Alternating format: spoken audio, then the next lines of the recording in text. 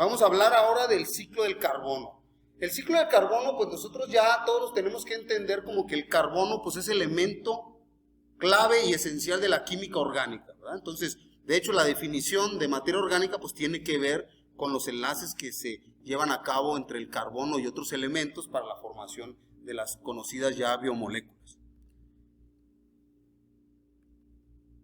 Entonces, este ciclo del carbono, evidentemente, pues su base pues es este elemento, ¿no? Elemento número 6 de la tabla, que es el carbono, y el cual podemos ver en esta imagen cómo se forma la molécula. Aquí nos resulta importante pensar, ¿no? ¿Es orgánico o es inorgánico? Es una pregunta que a estas alturas deberíamos saber contestarla.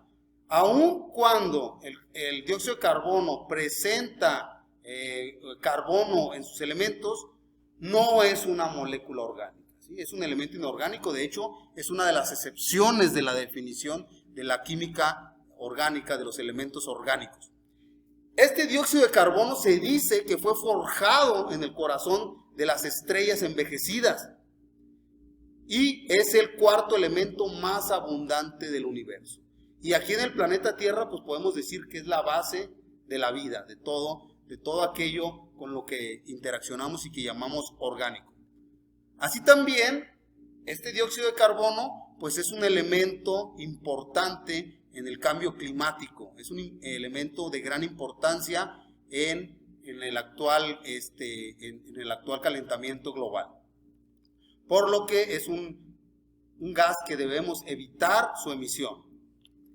Ya dijimos que el carbono es base del ciclo biogeoquímico de mayor importancia, el denominado ciclo del carbono, ya que al ser la base principal de la química orgánica, por supuesto que presenta preponderancia en los procesos biológicos. Es decir, pues como lo encontramos en todo el entorno, pues es muy probable que este mecanismo tenga que ocurrir para estar reciclando este elemento de gran importancia en el planeta Tierra.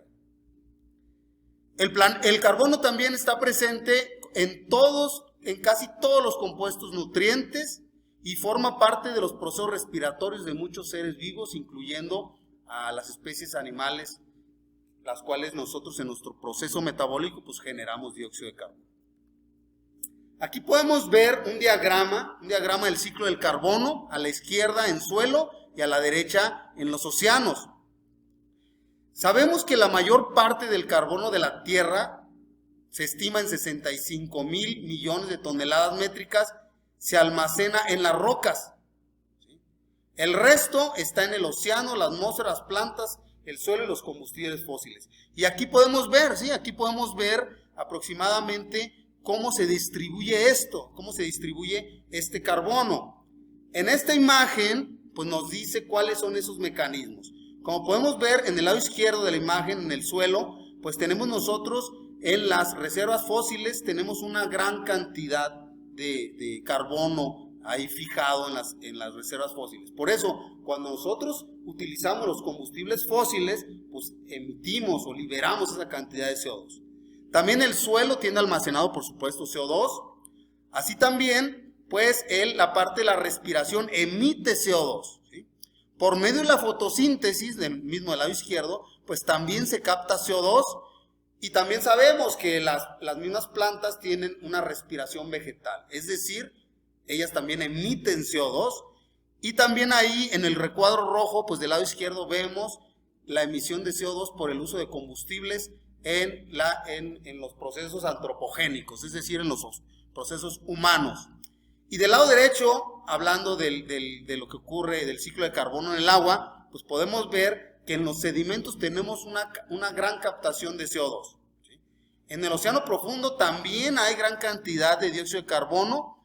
Y arriba de la termoclina, que es la línea punteada, pues ahí también hay ese ciclo donde el fitoplancton pues es un organismo fotosintético, entonces capta CO2, y también hay microorganismos ahí que por medio de la respiración liberan CO2. ¿Sí? También tenemos que hay intercambio gaseoso del aire marino, el mismo mar capta CO2, por lo mismo está ocurriendo la acidificación de los océanos, ¿verdad? Por el aumento de ese CO2. Entonces, en pocas palabras, el carbono fluye, fíjense, entre cada reservorio en un intercambio mejor conocido como el ciclo del carbono. Y esto ocurre en distintos mecanismos, ¿sí? En mecanismos conocidos como lentos y rápidos. Y podemos afirmar que cualquier cambio en el ciclo que desplaza el carbono fuera de un reservorio pone más carbono en otros reservorios. Es decir, hay un equilibrio. Entonces, si ese equilibrio nosotros lo rompemos utilizando grandes cantidades de combustibles fósiles, pues vamos a aumentar la cantidad de CO2 en el ambiente, que es eso lo que está ocurriendo a causa o lo que está causando el cambio climático. El ciclo de carbono, pues también nosotros sabemos, ¿no?, que es el elemento esencial de la naturaleza. Y punto clave, este ciclo está presente en todas las esferas ambientales, desde la atmósfera, ¿sí?, donde están los gases, la litosfera, que es la parte sólida del planeta Tierra, donde están las piedras, hidrosfera, la parte donde está el agua, y finalmente la biosfera, que es donde está la vida. En todas esas esferas está presente el carbono. Aquí podemos ver este diagrama. En este diagrama podemos ver cómo es ese ciclo del carbono y cómo podemos ver que de la misma biodegradación del lado izquierdo superior se produce el CO2.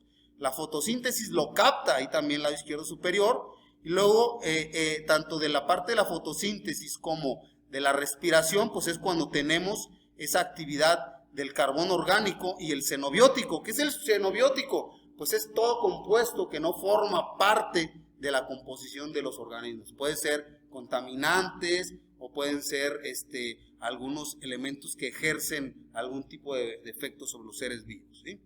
Y podemos ver más abajo, en esa misma línea, pues que tenemos los hidrocarburos orgánicos, y estos pues también forman parte de los ciclos biogeoquímicos, específicamente del ciclo del carbono. Del lado derecho podemos ver que tenemos también parte del ciclo del carbono inorgánico soluble. Y ahí, ¿qué es el elemento importante del carbono inorgánico? Pues el dióxido de carbono, que es lo que decíamos, ¿no? Ahí entra. Y entonces también tenemos que hay una liberación por parte de la precipitación química y una incorporación del carbono mineral a partir de los consorcios microbianos, ¿sí? Entonces, finalmente, mucho de este carbono pues termina en forma de carbonato de calcio, o también es liberado por la acción geotérmica en muchos de los casos.